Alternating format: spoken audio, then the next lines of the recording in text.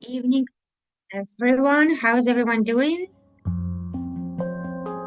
Yes, you can put some smiles and some handshake and some reactions in the chat or on the screen.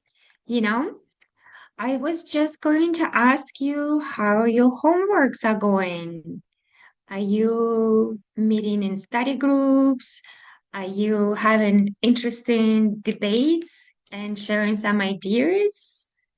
Um, how is it going? For example, I've had a study group on Sunday, and Marcus and I had a really interesting discussions.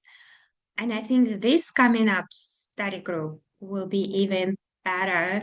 Not better, but it will be even more interesting because it's all about Bodhisattva vows that we keep in our six times books and carry with us everywhere. I hope you happy and excited to meet our teacher soon. Wanted to thank you in advance for opening your cameras and so we can see your happy faces. Let me check your faces. Yes, so many faces. Please turn on your cameras. That will be so, so appreciated. Yes, and thank you for coming on time. We super, super appreciate that as well, that you're all on time. And if you have any questions, we're always excited to see your questions in the chat, whether it is in Zoom or in the study groups or in Telegram chat. So please don't be shy and, you know, have a great brainstorms with your colleagues and your students and your teachers. So lovely. We're about to start the class. And again, thank you so much. And welcoming Vulnerable Gyelse.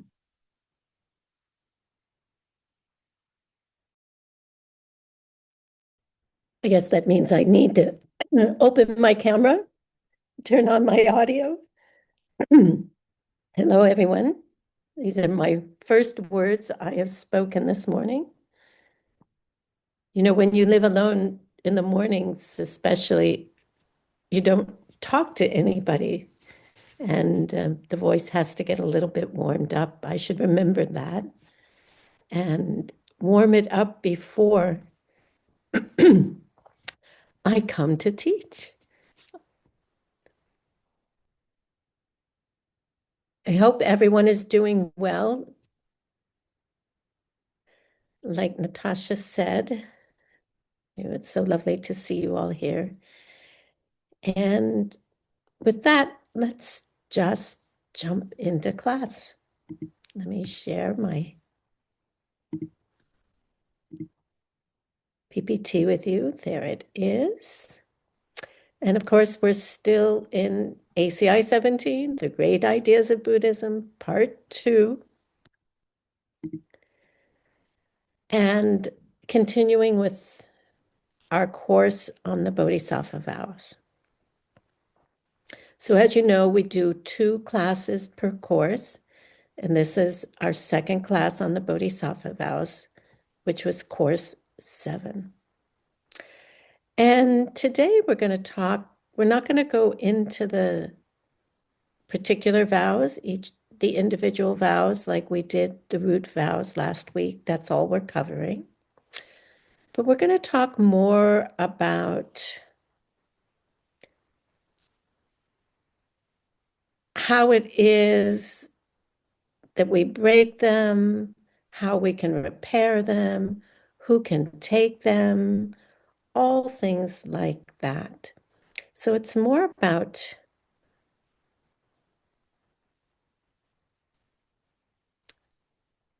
how to maintain our vows and how vows work than it is about each individual vow itself. So the first thing that we need to talk about with our vows, keeping our vows, are the 4 chains. So the four chains, they hold us to something, right? They bind things, they connect things together. And these are four negative thoughts that cause us to complete a full karma when breaking one of our vows. And these four chains that we're going to talk about, they have to be present from the very beginning when you begin to think about doing some action, all the way through to the end of actually doing the deed, right? Of it being complete. And of course, we can also look at these chains. This is in the destructive way, the negative way.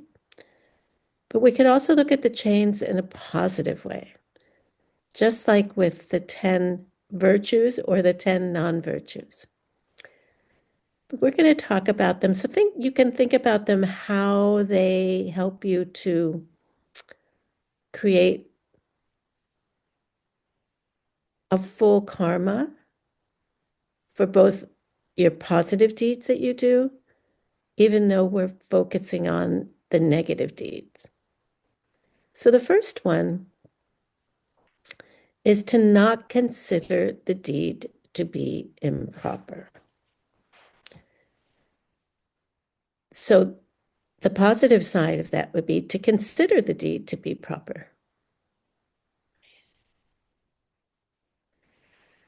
The second one is to desire to commit still more of that particular wrong deed. The third would be to be satisfied with and take joy in having done the deed. And the fourth, to have no sense of personal moral shame or embarrassment for having committed the deed. Okay. So that's just a quick overview. We're going to go into them more specifically. So the first chain, nimik mita. Say nimik mita.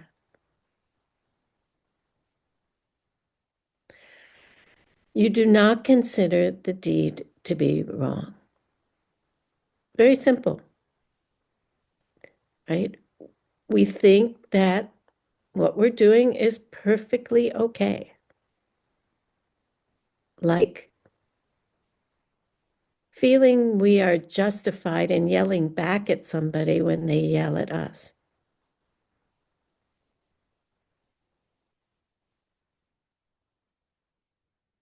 They yelled at me, so I can yell back at them.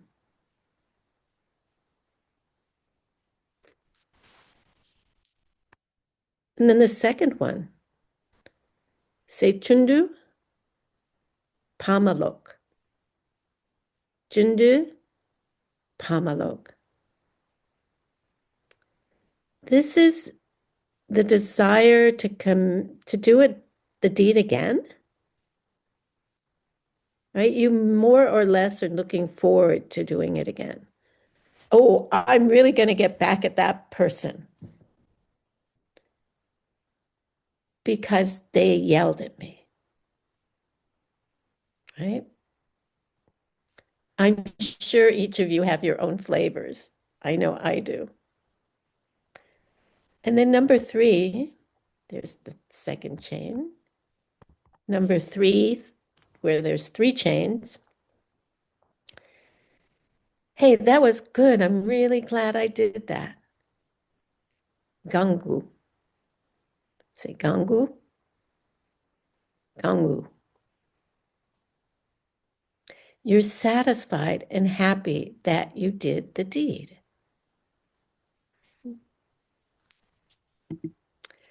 And then number 4, with all 4 chains present, say notsa trelme. Notsa, Trelme. And this is when we lack a sense of shame, either shame for ourselves or shame in how we might appear to others. Shame and consideration, right? How we would feel about ourselves and how it would appear to somebody else, to consider that. And this chain, this fourth one, refers to the absence of two very specific types of moral shame. The first one is notsa shepa, which is shame that refers to where one avoids committing the negative deed that comes from our own personal consciousness, our conscience, right? Our sense of self-respect, like how we want to appear to ourselves,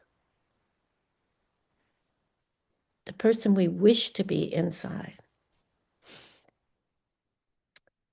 And then the second kind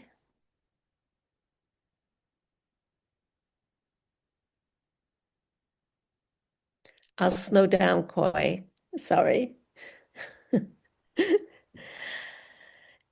is Trelyupa. That's the second kind. And that means consideration. And that is referring to avoiding doing a bad deed because of the shame that we would feel in relationship to other people. We would be embarrassed and it would feel disrespectful if someone else were to know that we had done this deed.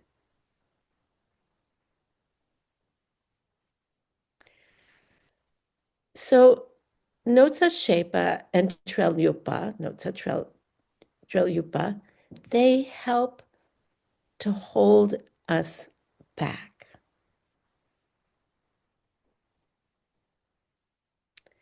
And this fourth chain is if they don't hold us back.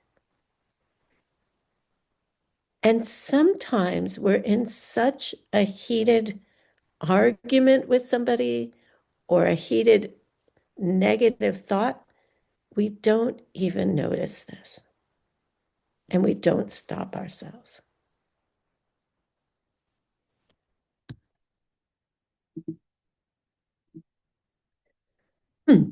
So, how long must these four chains be present for us to break our vows?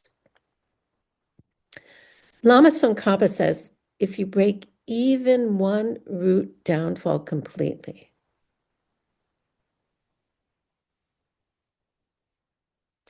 it is impossible for you to see emptiness with bodhicitta, like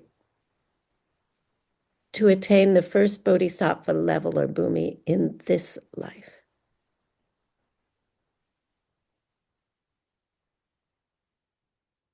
Also, he says, whatever collection of virtue you have to see emptiness cannot be increased further.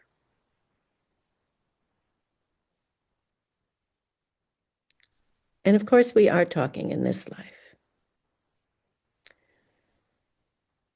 You will lose any ability to create whatever kinds of positive merit you have not already attained.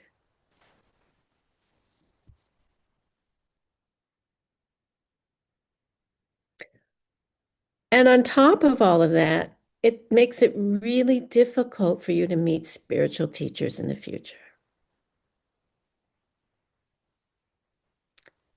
So we don't want those four chains, right? We really don't want them. We have to watch our minds carefully. And don't beat yourself up about it, right? if it happens, just reset your motivation, apologize, and every time it will get easier and easier. Namako Tsongkhapa goes on to explain that for a root downfall to occur, the chain of not considering the deed to be wrong and the chain of the lack of both moral shames, both inner and outer, must be continual.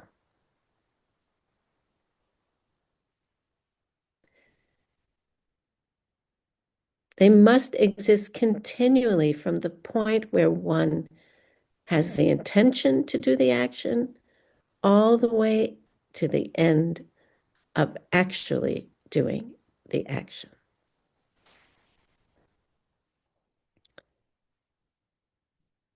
So there's an implication there.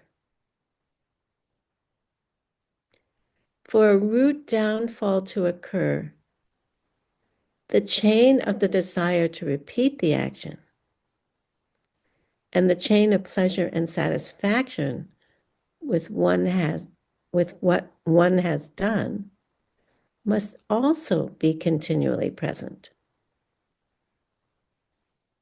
during the same period, right? From, the beginning to the end, in such a way that they are not stopped.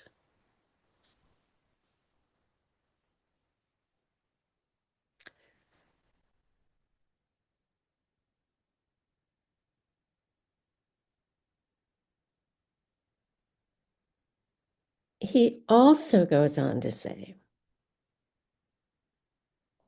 it would be too much to say, though, that they had to occur in one's mind in an unbroken stream throughout this whole period.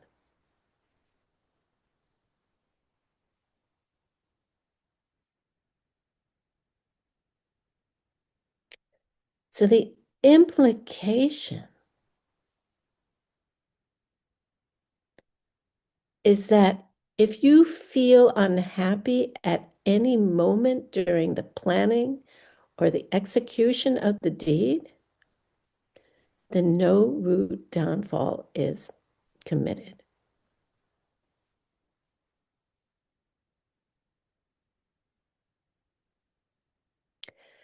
So even after you have committed the deed, if you feel regret, if you wish you hadn't done it, then you have not broken your root downfall. That doesn't mean we can just go ahead and do whatever we want and think later, oh, I'll confess my downfall and it will be okay. You already have damaged your vows.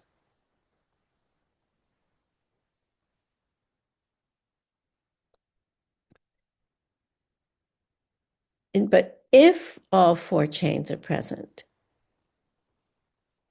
then you've committed a root downfall, and it's called a major impurity, and it destroys your vows.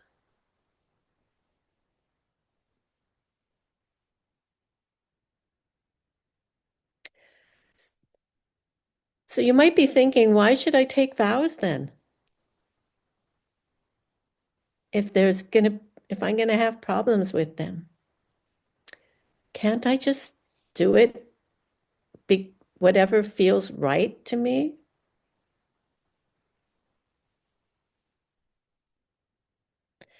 We've got crazy monkey minds, and we'll try and convince ourselves that anything is right to do. And that's why we have vows.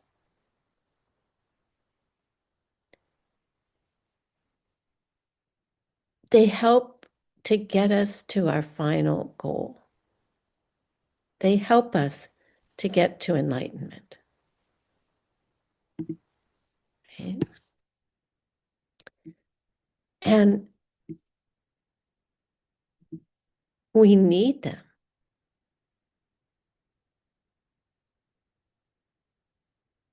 So, and the power of taking a vow and committing to a vow is so much more powerful than just following our thoughts of what is right and what is wrong. These are time tested for 2,500 years, right? So it's much more valuable to take your vows than not, and to work on keeping them. If we didn't have to work on keeping them, then we wouldn't need them, right? So if you do break your vows, the only way to restore the vows is take them over again.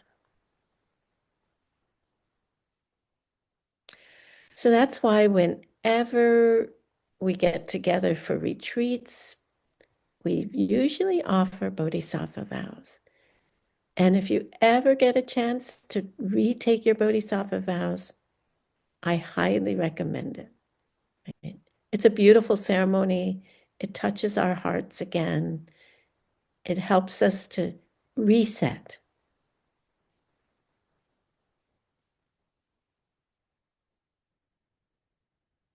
If, though, you do not possess the wish in the form of the prayer at the time of taking the vows, if you lose this kind of wish, then you won't be able to restore your vows. If you're like, I'm done with this, and you totally turn your back on it, you no longer have the wish, then you cannot restore your vows.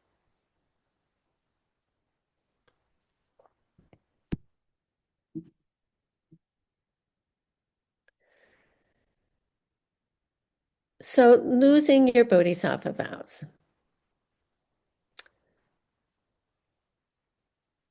Wrong views, holding wrong views, root downfall number 9.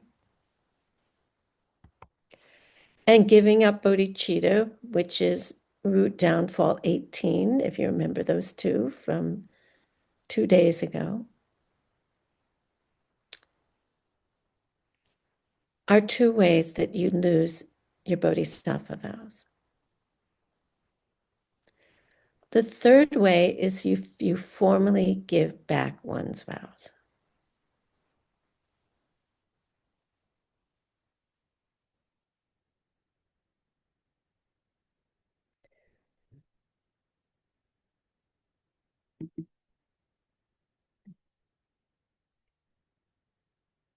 So Lama Tsongkhapa says that this is implied within committing a root downfall with all 4 chains.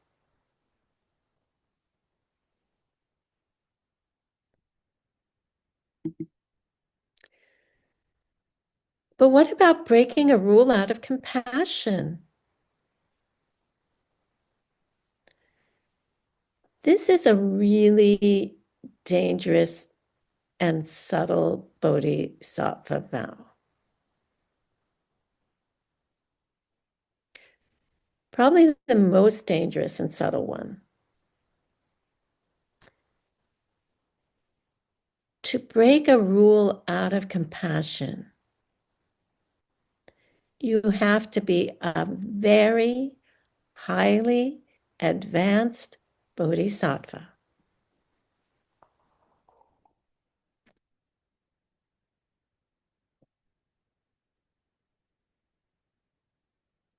So if you're not a very highly advanced bodhisattva, then you shouldn't even try to break a rule out of compassion. But if you are, then you commit this downfall if you fail to break a rule prohibiting specific misdeeds.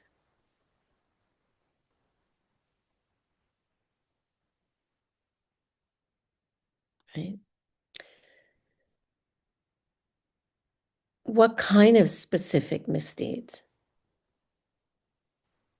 when certain extraordinary situations require you to. Okay? So what are the criteria? We need to know that, right?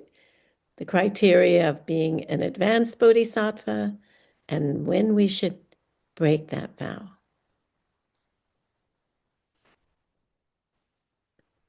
For many trillions of years, you have to have been practicing. And you have perfected your practice of the bodhisattva path. And you perfectly keep your vows.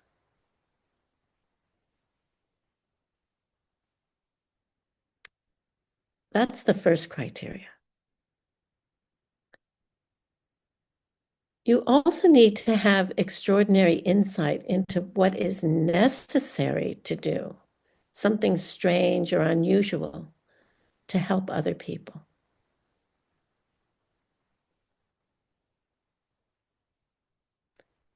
Extraordinary insight. 3, you have to have bodhicitta and ultimate great compassion.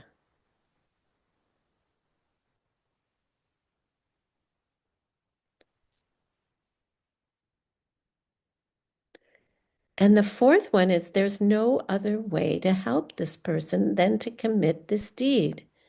And it would be of extraordinary benefit to others if you did this deed.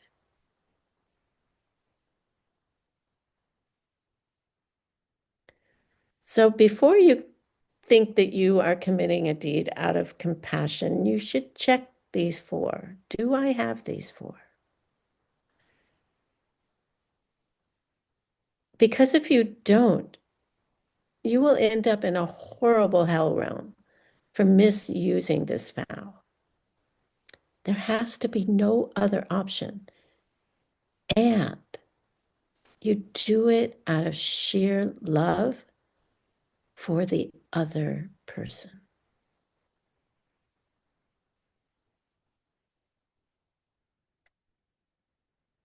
If you are not a person like that, then this vow does not apply to you.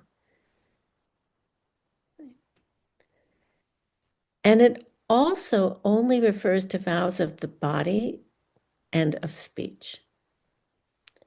Never mind, does not apply to any vows that are about how we think. Because we can never commit one of the 3 mental non-virtues for the benefit of others. So there's a classical example in the scriptures of a time in Lord Buddha's life, in an earlier life.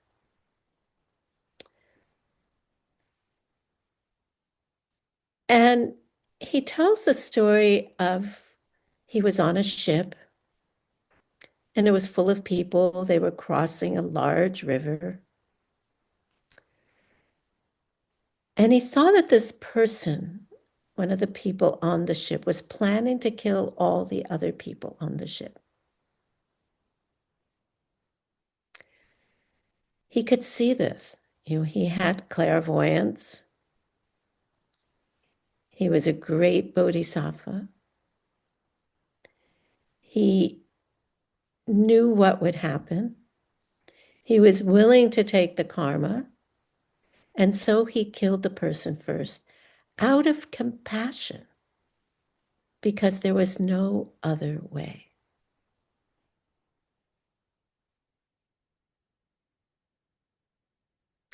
And this compassion wasn't for the people on the ship. This compassion was for the person who was going to do the killing. He wanted to be able to save this person from going to the hell realms. He killed this person to protect his life from going to the hell realms.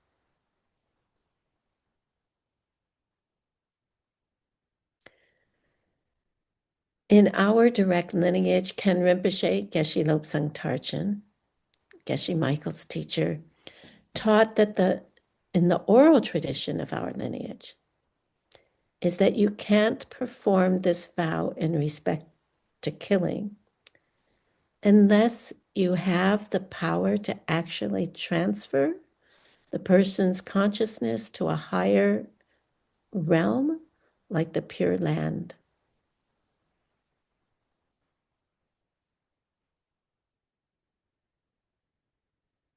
So unless you can perform that function, don't even try it. Don't kid yourself.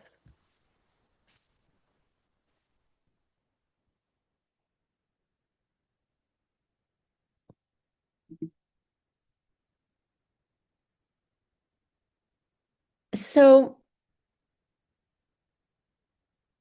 as I said, this whole class today talks about all the different ways we relate to our vows. So this is talking about the 4 points of the practice of virtue. And these are all secondary vows. The first one is Shewa Lenu, or sorry, Lenje. Can't see it very well. Shewa Lenje. You don't respond in kind when someone yells at you.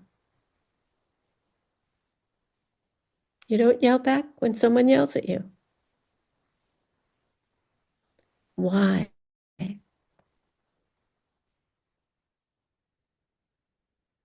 Do you want them to get the karma to continue yelling? Somebody needs to break the cycle. So don't wait on anybody else. You stop it. Chora Lenje.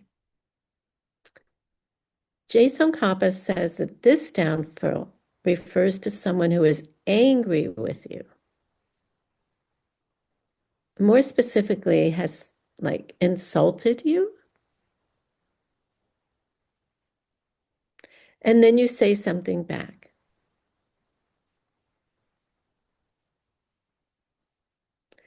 Responding to anger with anger.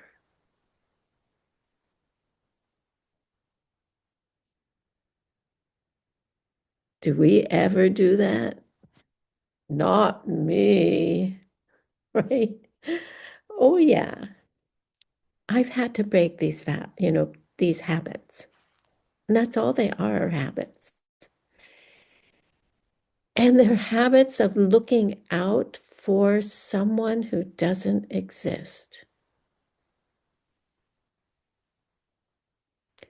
They are habits based on a misperception that there is a self-existent me that needs to be protected.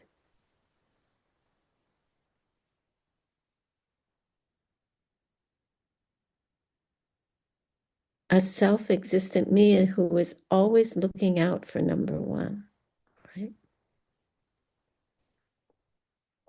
It's our basic misunderstanding. We were born with it into this realm. And that's why we have to fight it. Don't think you're a bad person because you have it.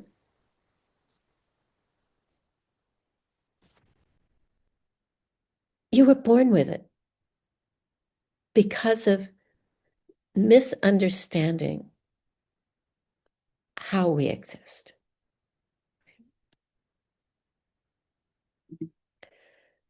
Dekpa Lenje. In English, to deck somebody, it's interesting. To deck somebody means to hit them. It's an idiom. And here we have it in Tibetan as well. Dekpa Lenje, striking back. So dekpa is to strike. And you respond to someone physically striking you by striking them back.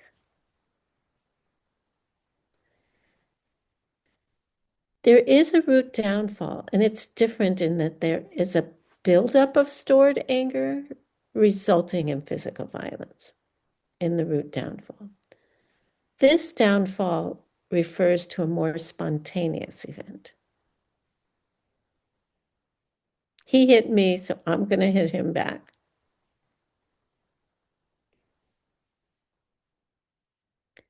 He took my toy, so I'm going to take his toy. How often do we feel emotionally hurt and strike out in some way toward the person who we think is hurting us?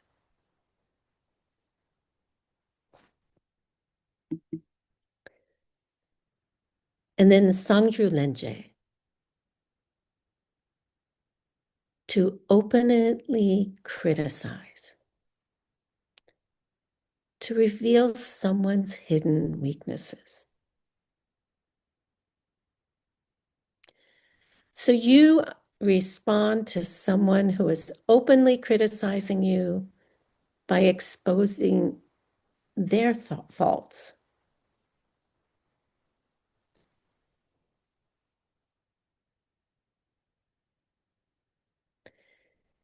And this secondary downfall, if you respond in kind, not just this one, but all four of them, if you respond in kind to any of these situations,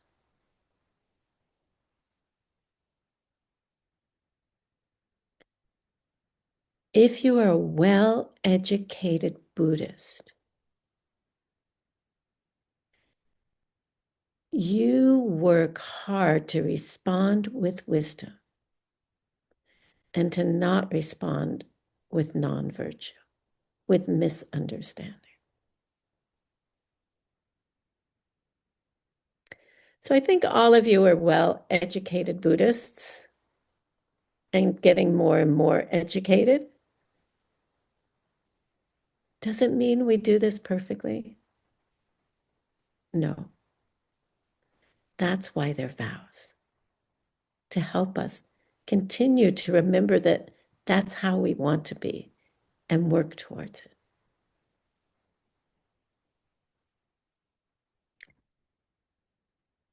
And so we start to open our mouth or we start to raise our hand or something and we catch ourselves.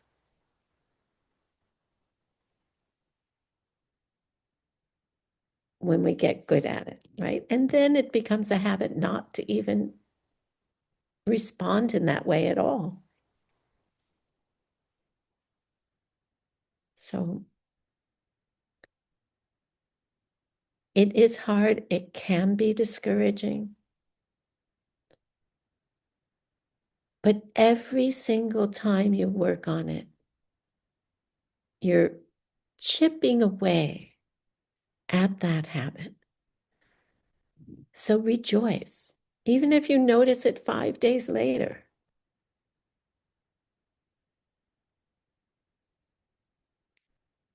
Rejoice and dedicate it to the ending of that habit.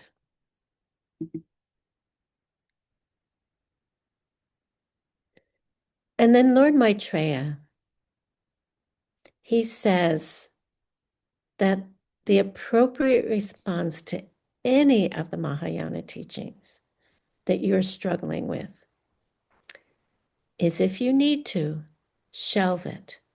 Put it on the shelf for the time being.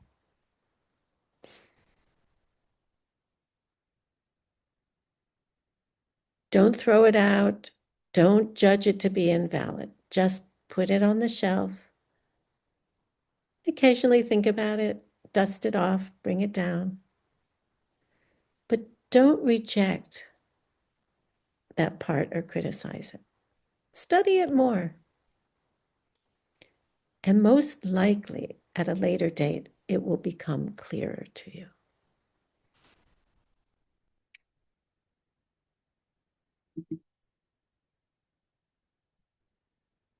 So at the end of the list of Bodhisattva vows, There are the 4 black deeds and the 4 white deeds.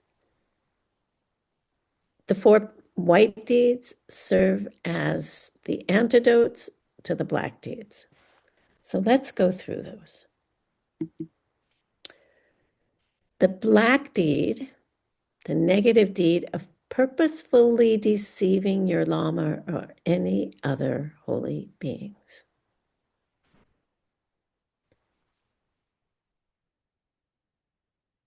Purposefully deceiving them, right? And the white deed of never speaking a lie to any sentient being, even in jest. And we do joke around, right? So we have to be careful. Make sure if we are joking around that somebody recognizes that, the other person. So that's the first pair. The next pair is the black deed of causing another person to regret any virtuous activity that they have done.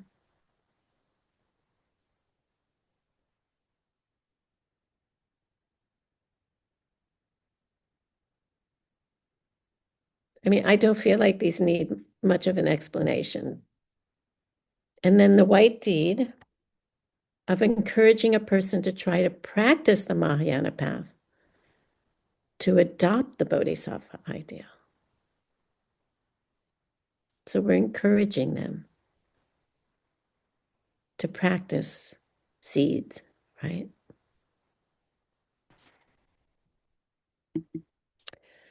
Number 3, the black deed of saying something unpleasant to a bodhisattva out of anger.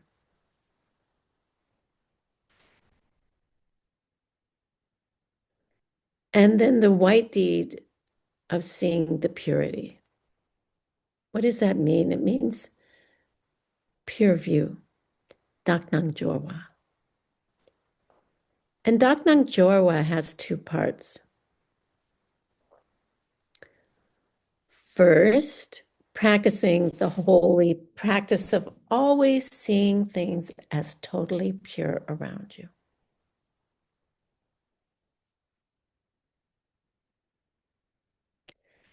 What does that mean?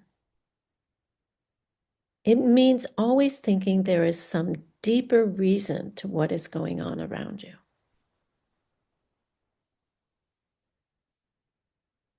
Why is that person sitting next to me?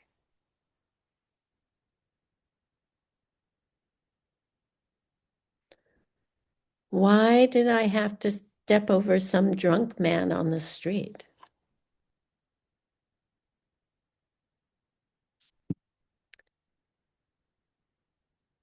Why is this building here at this time?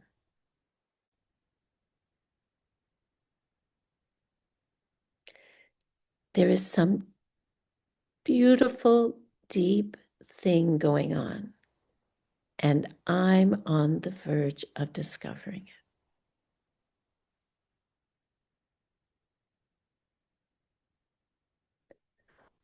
So all the things you see are a kind of message for you, and you have to try to perfect this practice.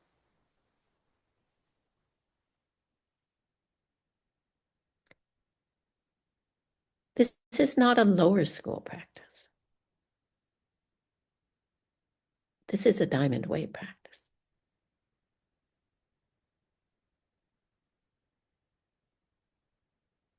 And then secondly, seeing every being as the teacher, as the Buddha, him or herself.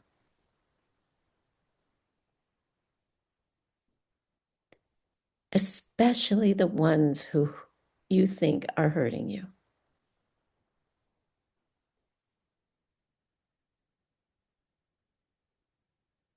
Maybe they're hurting you because you need to do something different than what you're doing, and you're stuck.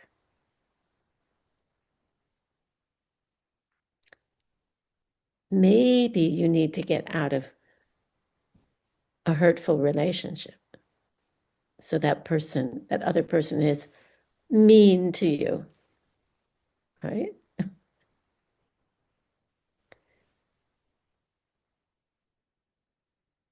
This is the way we begin to change our world, by thinking in these ways.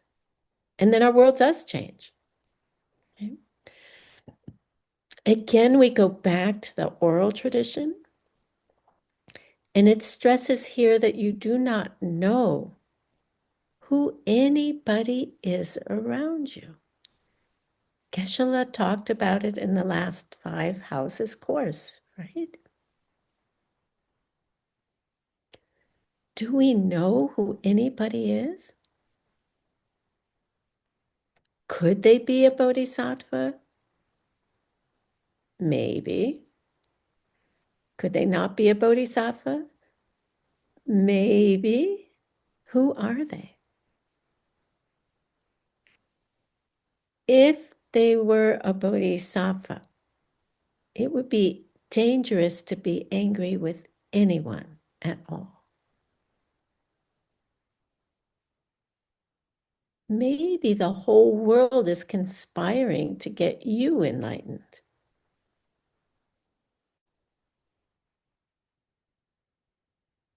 How can we use what's going on around us in the world to get us enlightened more quickly? Because it sure appears to me like we need it more now than ever. What are the events in the world trying to teach us that we're just too stubborn not to get?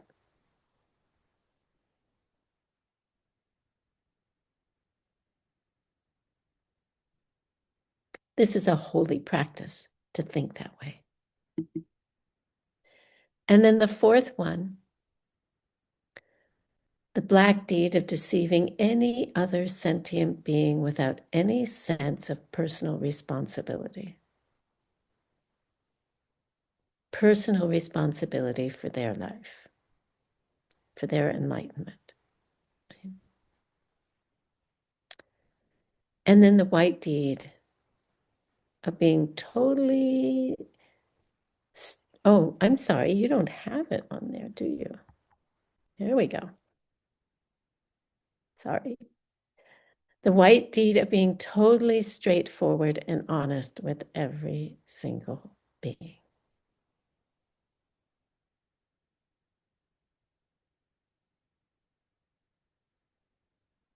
And that, of course, starts with being totally straightforward and honest with ourselves. And taking personal responsibility for our own actions.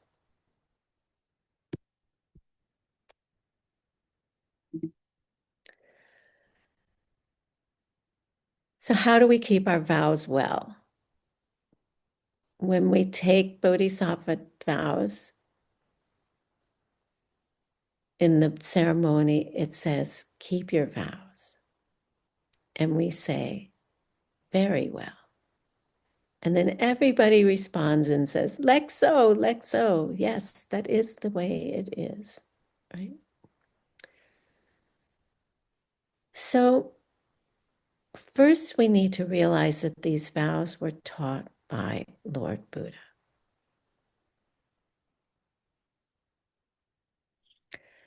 Arya Asanga did us a great favor in that he assembled the vows from the Buddha's own speech under the guidance of Lord Maitreya.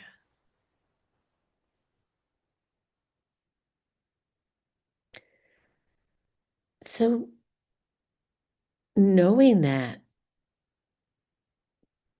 the vows as vows were given by an enlightened being, knowing that those vows that they gave us would take us to enlightenment, is the thought that we can hold in our mind to keep our vows well. one of them, right? Lord Buddha taught them knowing that we personally would be here to learn them in this lifetime. So we have to keep these vows to reach a place safe from death in this lifetime. And it's how we collect the seeds to achieve these results. So to keep them, we see these vows as a gift from Lord Buddha to us personally and directly. It's like Lord Buddha is whispering to you personally. So keep these vows, and you will have all the extraordinary experiences and more than you ever dreamed of. I can attest to that. Incredible experiences. If you keep your vows, if you keep them half-heartedly, well, you'll only get half-hearted results, right? And you won't see many amazing things. So it's very sexy to think about it that way.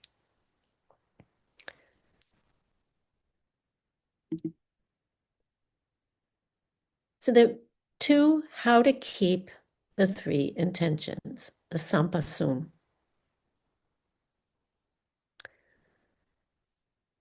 First, you intend to follow the vows because an enlightened being has been trying to personally make contact with you for quite a while.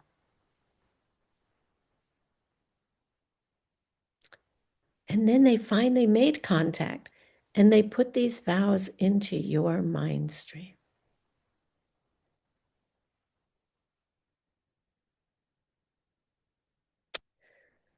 The second intention is that you intend to follow the vows in order to reach perfect enlightenment.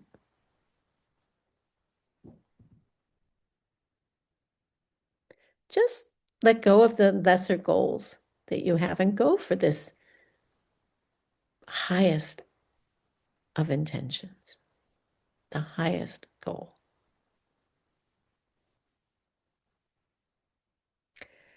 And then the third intention is that you intend to follow the vows in order to help limitless suffering beings in an ultimate way.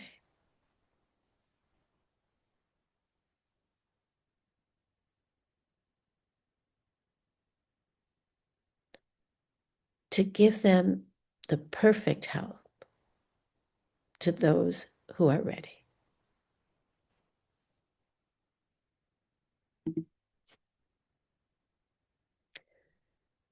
And then 3, taking the vows.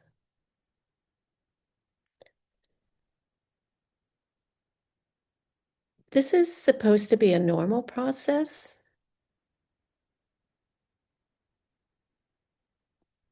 You hear the vows and you start to conceive of them as a gift from a holy being to you personally.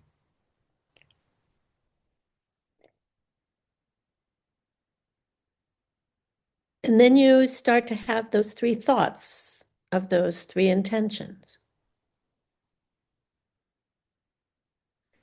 And then based on that, you decide to take the vows.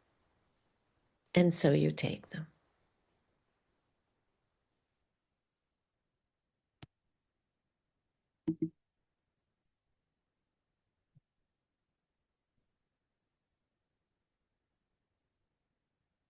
And you respect the vows because they are the highest thing.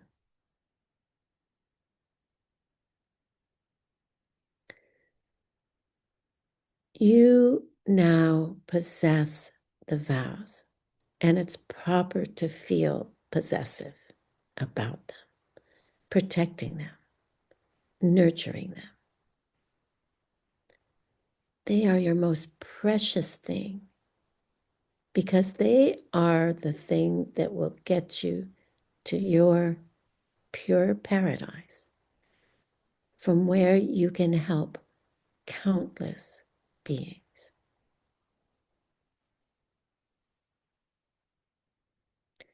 They are the door. They are the gateway. They are the key to that paradise.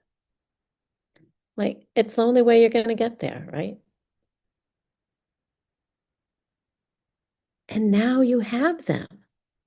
And you're one of the few people on this planet who has received them.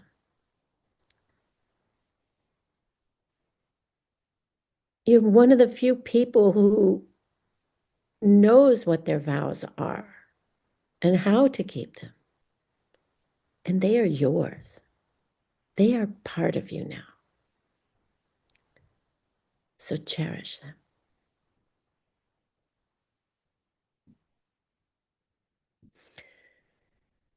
Also remember that they're not a punishment.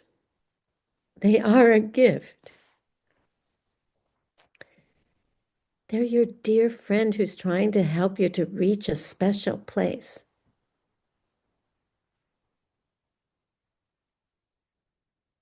And again, very few people ever have them.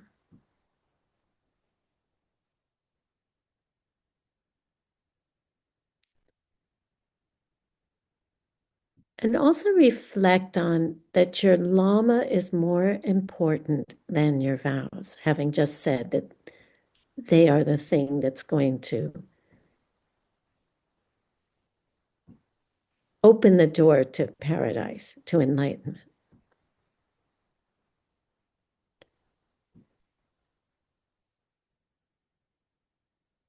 Your Lama is your only connection with the Buddhas, your only window to the enlightened realm. Your Lama communicates the Buddha's words to you.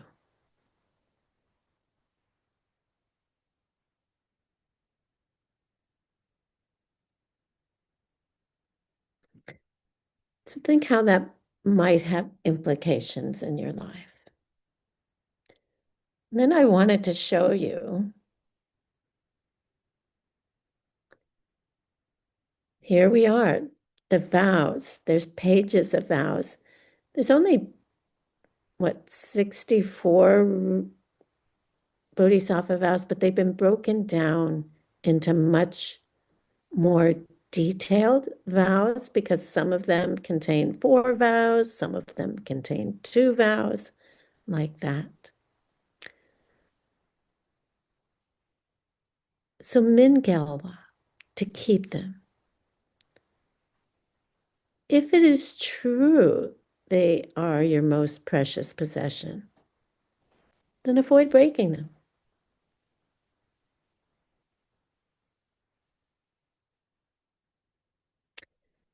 And because you see the vows as so precious, you do what you have to do to keep them. You take care of them, not to break them. You know, we take care not to break a glass, to drop it on a floor or something.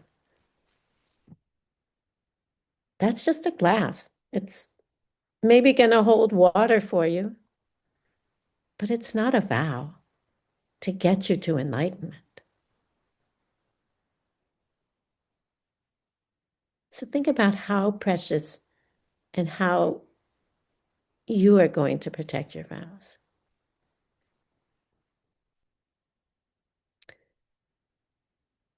And even though I didn't number these off, but the last 5 attitudes that I spoke about, they need to be present in order for you to keep your vows well.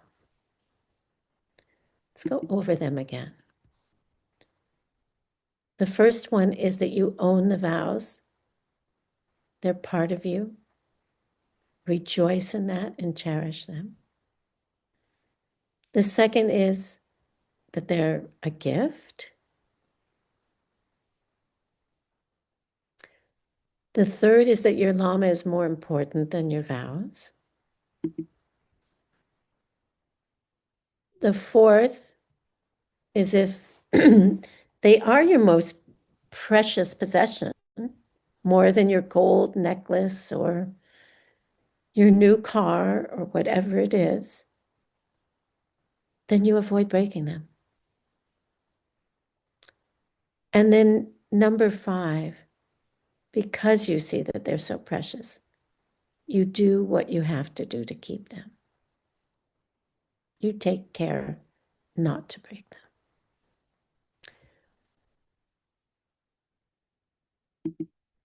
So here are all the vows broken down, not just the Bodhisattva vows, but your refuge vows and your lay vows. And the 4 non-virtues, the black and white deeds. So what if I break my vows?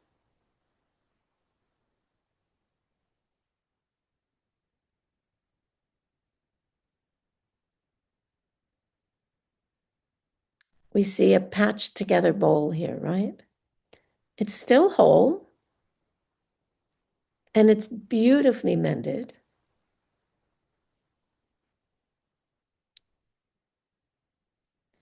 But it's not quite the same as it was when you first took your vows, when you first got the bowl.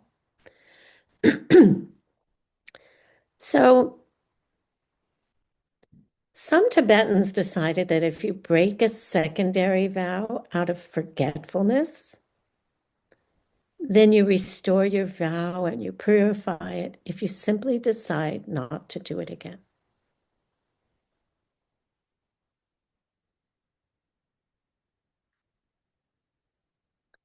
They also say that, a transgression, a breaking of a vow caused by active negative thoughts in one's mind, like anger, they still need to be repaired.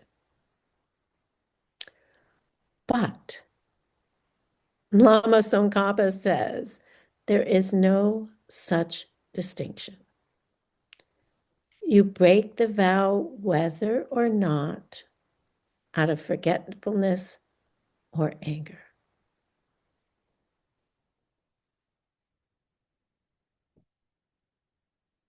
So I think we should stick with Lama Tsongkhapa.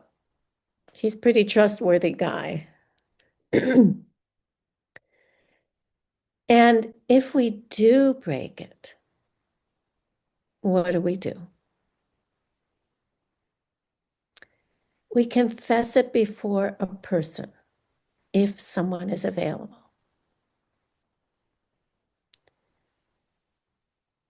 You can confess it to anyone who appreciates and understands the vows that you are trying to keep. They don't have to have the vows themselves.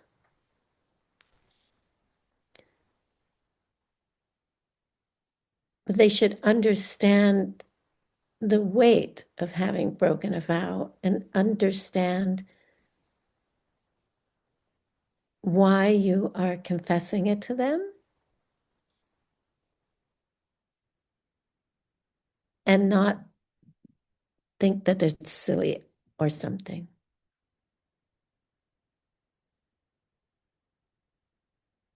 If you can confess to your teacher, it's very, very powerful.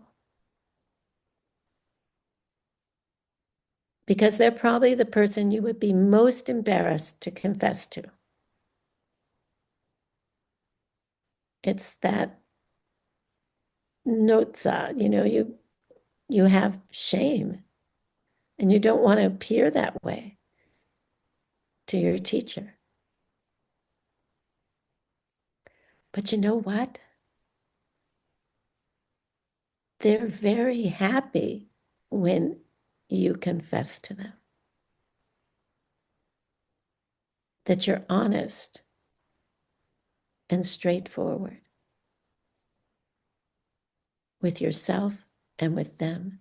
And that is a step in the right direction, not to hide it anymore. So the person to whom you confess should totally understand, excuse me, what you're saying and what you did and how serious it is. And be honest. And it's hard. The tendency is to not be direct about it. So tell them frankly what you have done. And that process makes you pure. So practice confession well. Again,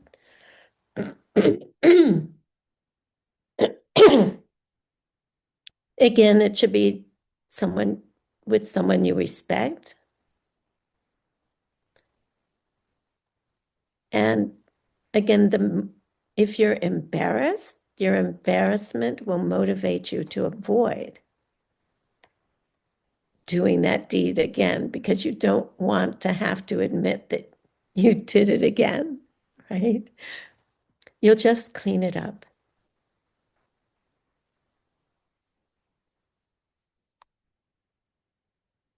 And of course, the person whom you're confessing to should be discreet. They should hold your confession close to your heart and not talk about it with anybody else. Do you know what so-and-so did? No. And of course, if somebody confesses to you, you need to hold it close as well.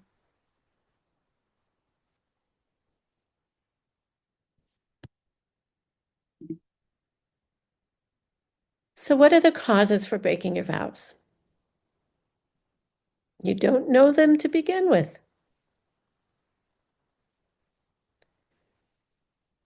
You don't know exactly what they mean.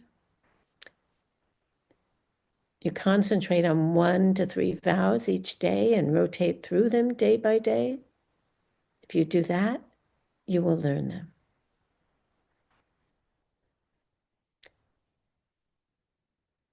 So as Natasha mentioned at the beginning, we do have a practice of a 6 times book. And it's really difficult to go through every vow 6 times a day.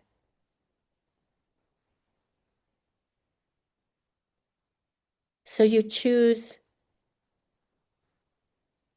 1 to 6 vows, depending on where you are in keeping your 6 times book, to check 6 times a day, and you cycle through them. You also study the Bodhisattva vow course.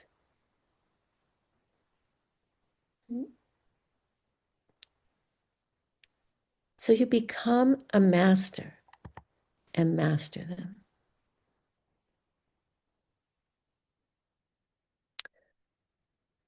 How else can you break them? You know them, but you're lazy. You don't watch your mind. You forget that you're trying to keep them. And it's not intentional or malicious, but you do break the vow.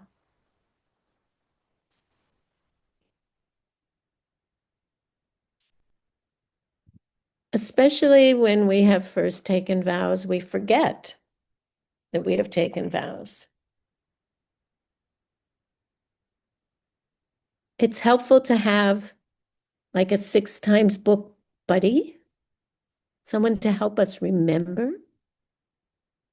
I'm pouring myself some more tea here, just a moment, covering my teapot to keep it warm. They will help us to remember and to be mindful.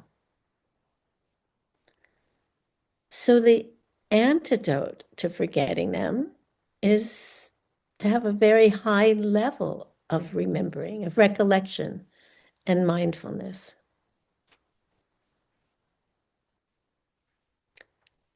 Recollection is holding your mind on the object tightly, remembering what you're supposed to be doing and thinking about it. Mindfulness is catching yourself when you stop doing what you're supposed to be doing. Oh, yeah, I said I wouldn't yell back.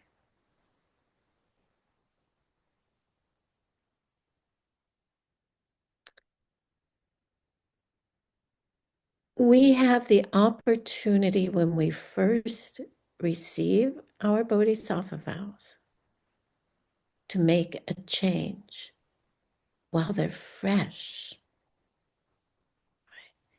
It's much more difficult to change later. In your second or your third teaching on the vows. When we first get our vows, we're so excited. And we're so full of energy about the vows that it's much easier at that time to really set your intention.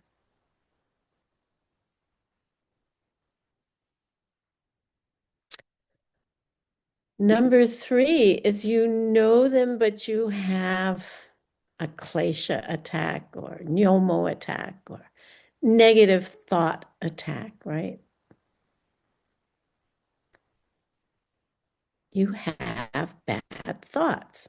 And this attack of bad thoughts causes you to break them because of habit, because you can't help yourself.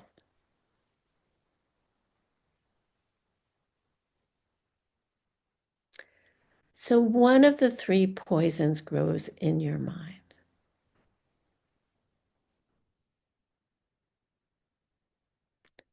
It takes over the mind. What are the 3 poisons?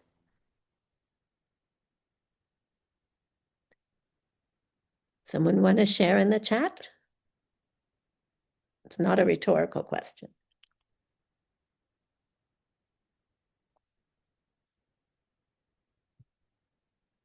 Correct worldview. Great. Thank you, Olga. That's 1.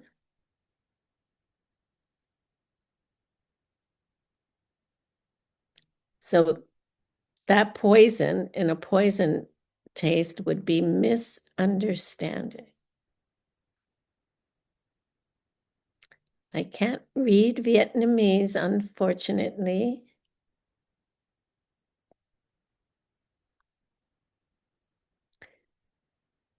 Sarah, ignorance, misunderstanding, yes. Ignorant liking and ignorant disliking.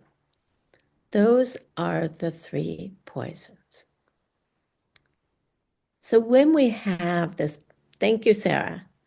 So when we have this attack of bad thoughts, one of these grows in our minds.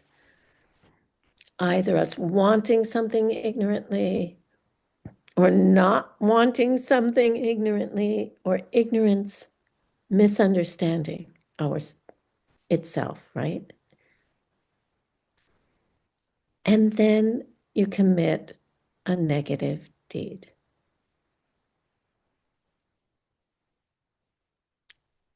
And you're helpless. You can't stop yourself from committing the negative deed, even as you think, this is not something I should be doing. So what do we do? The antidote is to identify and work on your most serious afflictions first.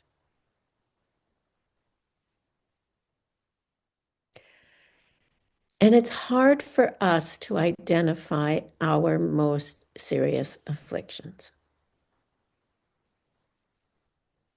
We're usually blind to them. So if you have a really good friend, ask them, what do you think my most serious problem is? Right? Is it anger? Is it jealousy? Is it pride? What is it? Can you help me identify it so I can work on it? Okay. Number 4, you know them, you know the vows, but you disrespect the vows, and therefore you disrespect Lord Buddha. So you commit the downfall knowingly because maybe you're still attracted to a lower level of behavior.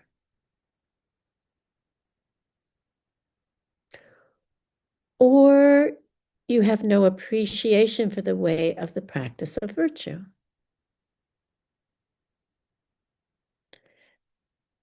And this would come because of a failure to live virtuously in a past life, or even in this life, but in the past.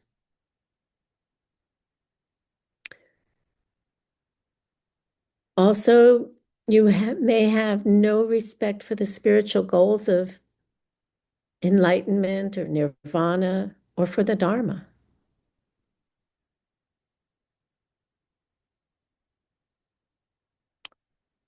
And lastly, you have no sense of moral shame.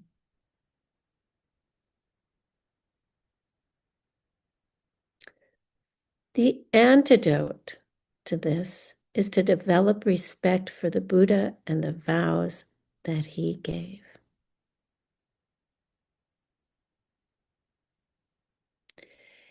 It's also to develop a sense of moral shame.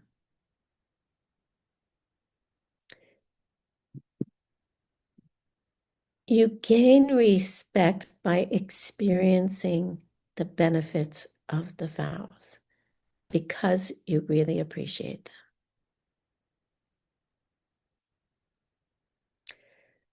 And of course, if you don't attempt to keep the vows, you will never experience their amazing results.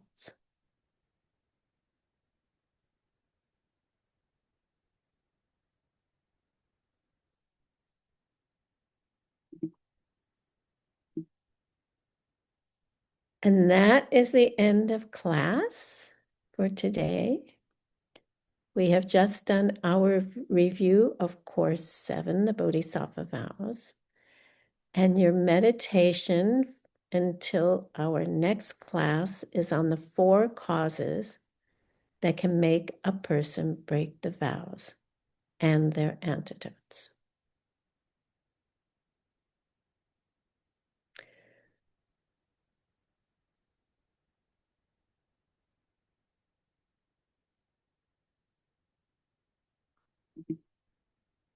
So let's look at those again to remind you. You don't know them, and you don't know exactly what they mean. You know them, but you're lazy or careless and forget them. You forget you're trying to keep them, right? 3, you know them, but you have bad thought take over your mind, right? You know them, but you disregard them. So what would be the antidote to the first one? You don't know them to begin with.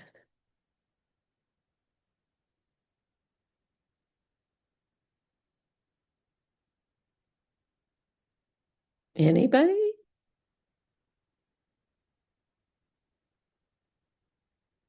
Study, study. Study, review them.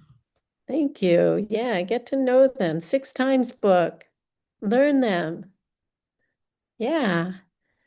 How about an antidote to the second one? Become a master knowing the vows. Exactly, Dan. Thank you. You know them, but you're lazy. What would be a good antidote?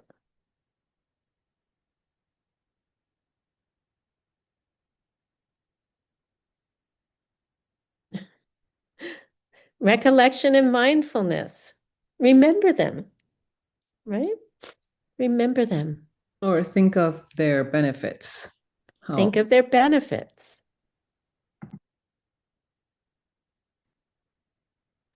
And then what about number 3? You know them, but your mind gets taken over by bad thoughts.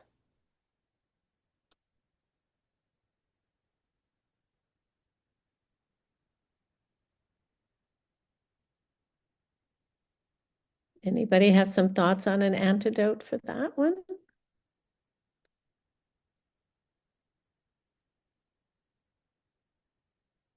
Yeah. Identify and work on your most serious affliction. And work on it. Work on your strongest kleshas. Start working on your worst kleshas, starting with your slightest form. Start with your most serious one first, I think. Thank you, everybody. And what about disregarding your vows or disrespecting them? What's the antidote to that?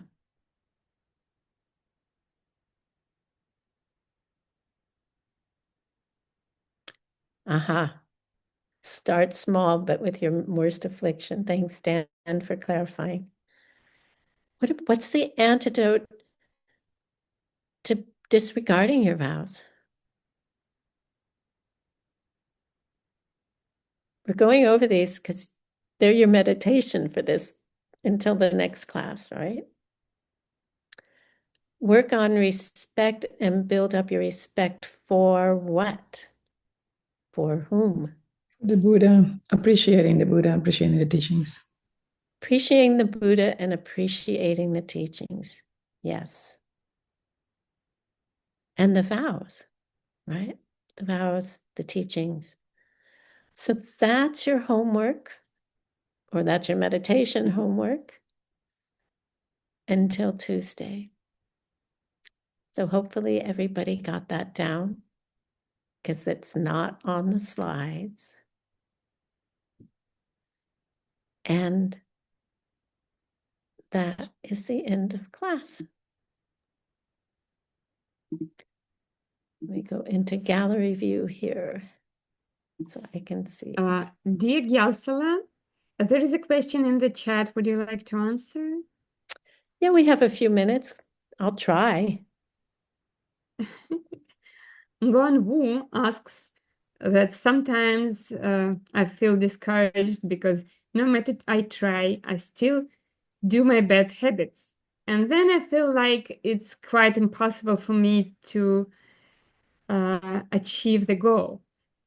Is that breaking the vow of giving up bodhicitta?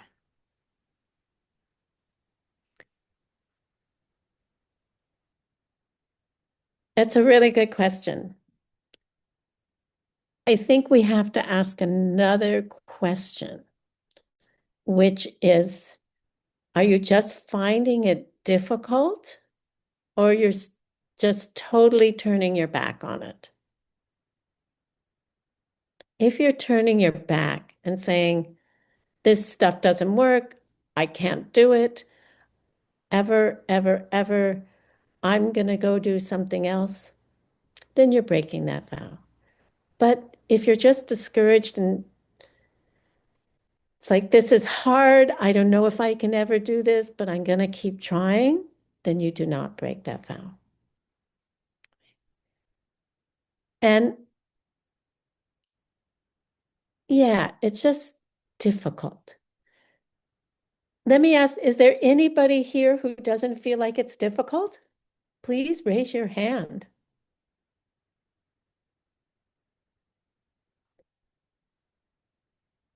Olga, it's not difficult for you. And Irina, it's not difficult. Wow, please teach us how to make it easy. I think most people find it difficult, and that's why we have vows, right? So maybe people who raise their hands are secret practitioners that we didn't know about, who have, and they have been practicing these vows for many, many lifetimes, so it comes easier to them. Great to have you in our Sangha here together, right? To show us the way. But for most people, keeping the vows is difficult. And especially as we begin to go deeper into the vows, not just the surface, but as we pull the onion skin, the layers of the onion apart and go deeper and deeper into the essence of the vow. And we see how subtle keeping that vow can be. Yeah. So we're all there with you. And that's why we have a 6 times book. I recommend having a 6 times book friend help you do your 6 times book, because it is difficult and we need support. And by giving support to someone else, what are the karmic consequences of that? What seeds are you planting to keep your own vows? It's such a cool method, right? Are there any other questions? All right, then. Not yet. All right, then. So have a good rest of your week and the weekend, and we'll see you early next week. On to class 5 already. Amazing. So thank you for coming. Thank you for practicing. Help each other. Reach out. If you need help, there's lots of people here. How many people are here? Almost 70 people here. So look around. And if you want to reach out to somebody, contact them in the chat. I don't know if there are other ways to contact each other that are available to you or not, but maybe Kadrin can let us know about that next week. If you need a book buddy or a homework buddy. And I encourage you to go to the study groups. You will get so much out of it. So until then, thank you. Have a good rest of your week and see you on Tuesday. Bye-bye. Thank you. Thank you so much. Thank you so much. Thank you. Thank you, teacher. Thank you. Спасибо. Thank you, Gyelse. Thank you, Kadrin. Have a nice weekend. Thank you so much, dear Lama. Please stay.